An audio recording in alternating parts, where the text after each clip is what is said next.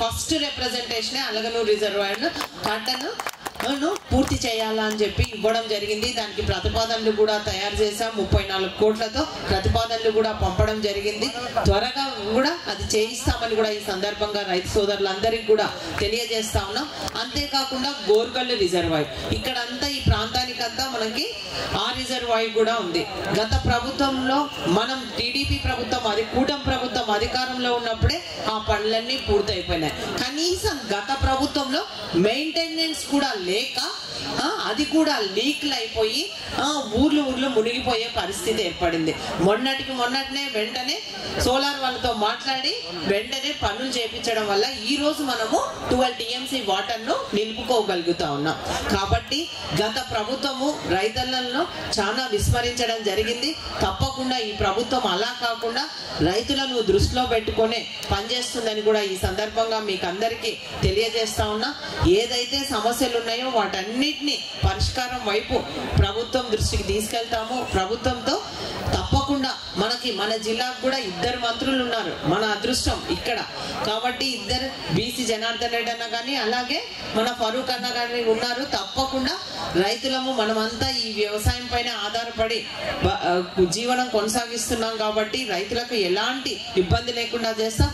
అంతేకాకుండా మనము ఒకే పంట వేసుకోకుండా 2-3 పంటలు వేస్తే మనకు ఒక పంట నష్టపోయినా ఇంకో పంటకి రేట్ ఉంటుంది. అలాగే మనకి ఎక్కువ దిగుబడి రావడానికి కూడా అవకాశం ఉంది. మన కూటమి ప్రభుత్వం వచ్చిన తర్వాత ముఖ్యంగా డ్రోన్ హబ్బుగా ఓరకల్లు మండలాన్ని ఏర్పాటు చేయడం జరిగింది. దానికోసం 300 ఎకరాలు కూడా కేటాయించారు. మనం డ్రోన్లను ఉపయోగించినట్లయితే ఎక్కడైతే మనకు విత్తనాలు వేసుకోవడానికైతేనేమి అలాగే ఎరువులు చల్లుకోవడానికైతేనేమి మనకు పురుగు ఎక్కడ ఉంది అనేది చూడడానికి ప్రతి ఒక్కటి చూడలేము. ఈ మనకి డ్రోన్లు రావడం వల్ల ఎక్కడైతే మనకు సమస్య ఉందో అది వెంటనే తెలియజేయడం జరుగుతుంది.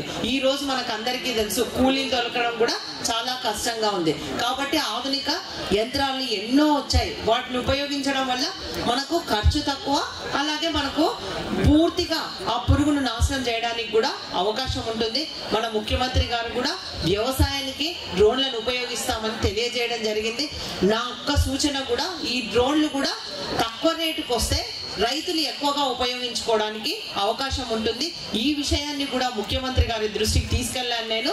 తప్పకుండా మా రైతులకు అందుబాటులో ఉండేటట్లు ధర ఏర్పాటు చేస్తే రైతులంతా ఈ డ్రోన్లు ఉపయోగించుకోవడానికి అవకాశం ఉంటుందని కూడా తెలియజేయడం జరిగింది.